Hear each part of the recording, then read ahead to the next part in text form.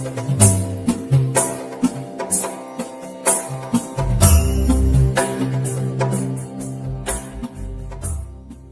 महामाई, जय माँ बगलामुखी। आप सबके ऊपर मेरी माँ बगलामुखी की कृपा बनी रहे और आप सबकी साधना सफल हो, ऐसी ही मेरी माँ बगलामुखी से आप सबके लिए प्रार्थना है। आइए अब आते हैं नवरात्रि के 9 दिन के 9 अलग अलग उपायों की तरफ, है ना, जिसे आप पहली नवरात्रि से लेकर के 9वीं तक करेंगे।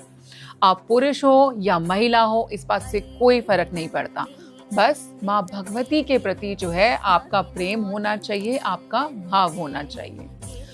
मेरी माँ जो बगलामुखी है वो 10 महाविद्याओं में 8वीं शक्ति है और कलयुग में केवल वही एक ऐसी शक्ति है जो भोग और मोक्ष दोनों का आशीर्वाद जो है आपको दे सकती है।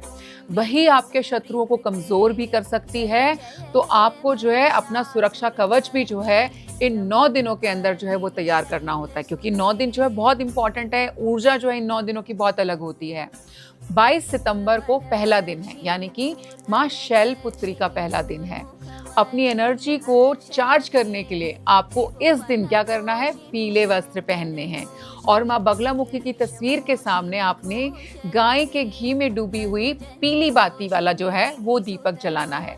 इस दीपक के अंदर आप क्या करेंगे, कुछ पीली सरसों के दाने भी डाल दीजिए और एक लौंग डाल देना।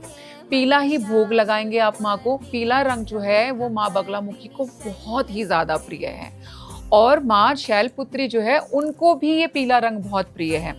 दोनों के अंदर कोई भेद है भी नहीं एक तरीके से। खुद भी आपको जो है पीले वस्त्र धारण करने हैं। जैसे देखिए मैंने भी अभी पीले कपड़े पहने हैं, आप भी पीले वस्त्र उस दिन धारण करना। माँ का ध्यान करना है आपको। सप्तशती या दुर्गा चालीसा आपने जरूर पढ़नी है, ठीक है। माँ शैलपुत्री की पूजा जो है आपके मूलाधार चक्र को एक्टिव करती है। हमारी जो इंसान की जो बॉडी है वो 7 चक्रों के ऊपर ही निर्धारित है। तो जो आपका पहला बेस चक्रा होता है, रूट चक्रा, वो किससे जो है एसोसिएटेड होता है, माँ शैलपुत्री से, जो कि हमारा पहले नवरात्रे की देवी हैं। वो रूट चक्रा से आपके ज्वाइन होती हैं। तो उस दिन अगर आप उनकी पूजा पाठ करते हो तो आपका रूट चक्रा वो स्ट्रेंथन होता है, उसको शक्ति मिलती है। तो ये आपने जरूर करना है, ठीक है। अब सबके सब हमने पहला नवरात्रा कवर किया, तो सारे मेरे साथ बोलेंगे जय माँ शैलपुत्री। चलो आगे बढ़ते हैं। अब बात करते हैं दूसरे नवरात्रे की। माँ भगवती का दूसरा दिन यानी कि 23 सितंबर का दिन, जो किसका है, माँ ब्रह्मचारिणी का। उस दिन हम माँ ब्रह्मचारिणी की पूजा करते हैं। माँ ब्रह्मचारिणी की पूजा के दिन जो है आपका कौन सा चक्र एक्टिवेट होगा। सबसे पहले हमने रूट चक्र पे काम किया, अब हम बात करेंगे स्वादिष्ठान चक्र की, जो यहाँ पर होता है, ठीक है। इसकी माँ ब्रह्मचारिणी की पूजा करने से आपका स्वादिष्ठान चक्र जो है वो मजबूत होता है, बैलेंस होता है। इस दिन जो है माँ ब्रह्मचारिणी की पूजा में आपने क्या करना है, शहद का भोग लगाना है उनको। अगर आप उनको शहद का भोग लगाएंगे तो उनका आशीर्वाद आपको प्राप्त होता है। उनका आशीर्वाद लो, मंदिर में जाकर के लाल रंग की ध्वजा माँ के नाम को अर्पित करके आओ, है ना। जैसे आपने ब्रह्मचारिणी माँ का नाम मन में धारण किया और जाकर के लाल झंडा एक जो है माँ के मंदिर में आपने लगा करके आना है। आपको अपने कामों में सफलता मिलनी शुरू हो जाएगी। तो सारे बोलेंगे मेरे साथ जय माँ ब्रह्मचारिणी। अब बात करेंगे हमारे तीसरे दिन की, जो है 24 सितंबर, यानी कि हमारा तीसरा दिन। ये दिन माँ चंद्रघंटा की पूजा की जाती है, ठीक है। और इस दिन माँ को पीले गेंदे के फूल जो है वो आपने जरूर चढ़ाने हैं। इससे क्या होगा, और जब हम माँ चंद्रघंटा की पूजा करते हैं तो कौन सा चक्र एक्टिवेट होगा। हमने पहले मूलाधार को किया, है ना, जहाँ पे माँ शैलपुत्री की पूजा की थी। फिर हमने माँ ब्रह्मचारिणी की पूजा की तो हमारा स्वादिष्ठान एक्टिव हो गया। अब हम माँ चंद्रघंटा की पूजा कर रहे हैं, तो जिससे हमारा मणिपुर जो कि यहाँ पर होता है वो एक्टिव हो जाएगा, वो बैलेंस होगा। अब जो है मणिपुर चक्र को आप एक्टिव करेंगे, उसके लिए आपको बैलेंस करने के लिए माँ का ध्यान करना है। उस दिन दूध से बनी हुई चीजें जो हैं वो आपने माँ को अर्पित करनी है और 5 प्रकार के सूखे मेवे लाल चुनरी के अंदर बांध करके ना आपने माता रानी को अर्पित करके आने हैं। माँ का आशीर्वाद जो है वो आपको जरूर मिलेगा। जय माँ चंद्रघंटा। बात करेंगे चौथे दिन की, चौथे नवरात्रे की, जो पड़ेगा 25 सितंबर को। और ये दिन किसका है, माँ कुष्मांडा का। जी हाँ, माँ कुष्मांडा की पूजा करनी है इस दिन आपको। और माँ को जो है आपने मालपुए का भोग लगाना है इस दिन, क्योंकि कुष्मांडा माँ को मालपुआ बहुत पसंद होता है, उसका ही भोग उनको लगाया जाता है। हल्दी का दान किसी ज़रूरतमंद को अगर आप कर दें, है ना? हल्दी का पाउडर भी ले सकते हो और कच्ची हल्दी का दान भी कर सकते हो। ऐसा कोई ये नहीं है कि आप पाउडर नहीं करोगे। आपको लग रहा है कि पाउडर कर सकते हो तो पैकेट मंगवा लेना, वरना कच्ची हल्दी भी इज़ीली अवेलेबल होती है। आप उसको ले लीजिए, उस दिन उसका दान करना है आपको। माँ बगलामुखी को जो है हल्दी बहुत ज़्यादा, आपको पता ही है कितनी विशेष तरीके से प्रिय है। इसीलिए आप जो है माँ कुष्मांडा और माँ बगलामुखी दोनों की कृपा जो है इस दिन आप प्राप्त कर सकोगे।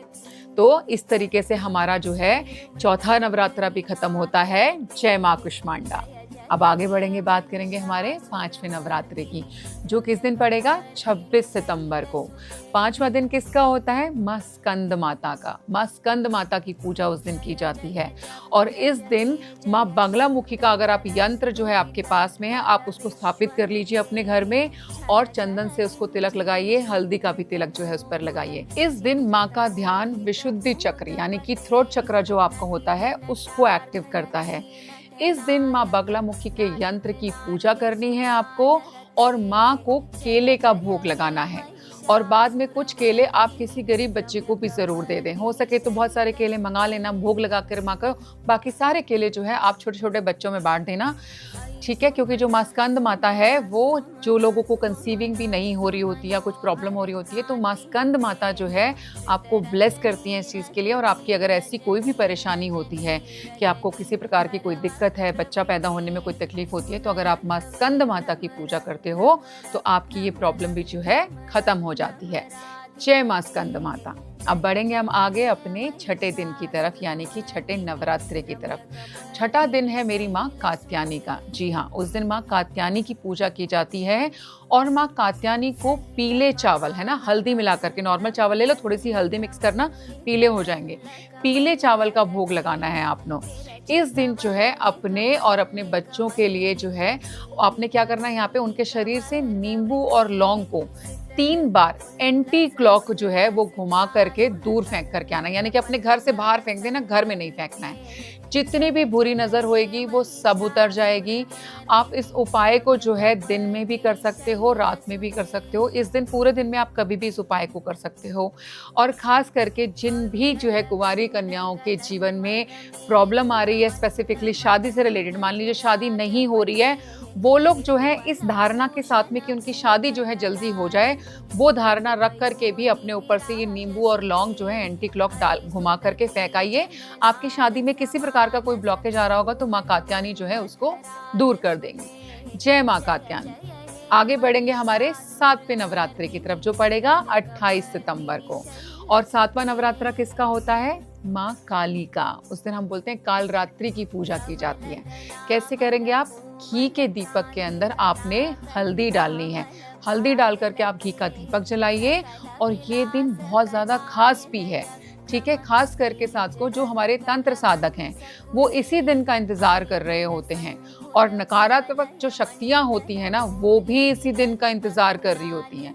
इसीलिए इस दिन आपने क्या करना है, 9 दीपक बनाने हैं आपने, पीली बाती वाले। उन दीपकों के अंदर आपने कौन सा तेल इस्तेमाल करना है? सरसों का तेल। सरसों का तेल डाल करके पीली बाती बना करके आपने 9 दीपक जो है वो जलाने हैं। और अपने घर के मंदिर में जो है आप उसको रख दीजिए। माँ को आपने भोग किसका लगाना है? उस दिन गुड़ का भोग लगाना है, ठीक है? तो इसी तरीके से आपका 7वां नवरात्रा भी पूरा होता है। जय माँ कालरात्रि। अब बढ़ते हैं आगे 8वें नवरात्रि की तरफ। किस दिन पड़ेगा 8वां नवरात्रा? 29 सितंबर को। और ये किसका दिन होता है? ये होता है महागौरी का। जी हाँ, मेरी माँ महागौरी की पूजा इस दिन जो है वो की जाती है। ये माँ का बहुत विशेष दिन होता है। हल्दी और पीले फूलों से जो है इस दिन आपने हवन करना है। माँ को हलवा पूरी का आप भोग लगाइए। और इस दिन जो है बहुत सारे लोग जो है कन्या पूजन भी करते हैं, तो कन्या पूजन भी होगा। सभी कन्याओं को जो है इलायची और मिश्री ये ज़रूर आपने देनी है और उनसे आशीर्वाद लेना है। महागौरी जो है वो आपके सब कष्टों को दूर करेंगी। जय माँ महागौरी। ठीक है, आगे बढ़ेंगे हमारे आखिरी नवरात्रि की तरफ, जो है हमारा 9वां दिन, जो पड़ेगा 1 अक्टूबर को। और 9वां दिन किसका होता है? माँ सिद्धिदात्री की पूजा होती है उस दिन। इस दिन माँ को आपने धन्यवाद देना है और पीला रुमाल जो है वो मंदिर में दान करके आना है। ठीक है। मंदिर पास में नहीं हो तो कन्याओं में से आप किसी को जो है रुमाल दे सकते हो। माँ को इस दिन आपने खीर का भोग लगाना है और खीर में जो है थोड़े से आप सफ़ेद तिल भी जो है वो ज़रूर डाल देना। पूरे 9 दिन जो है आपने जो मेहनत करी है, उसकी जो सिद्धि एक तरीके से आपने प्राप्त करी है, उस मेहनत का फल देने के लिए ही दिन आता है माँ सिद्धिदात्री का। और इस दिन जो है माँ आपके 9 दिनों को सिद्ध करने का आशीर्वाद जो है आपको देती हैं। मेरी माँ आदिशक्ति जगदम्बा, मेरी माँ बगलामुखी, मेरी माँ पीताम्बरा, मेरी महामाई आप सबके साथ है। वो आपकी भावना को बहुत ही ज़्यादा अच्छी तरीके से समझती है। तो मेरी माँ बगलामुखी, माँ पीताम्बरा से यही प्रार्थना है कि वो आप सबके ऊपर जो है अपनी कृपा बनाए रखे।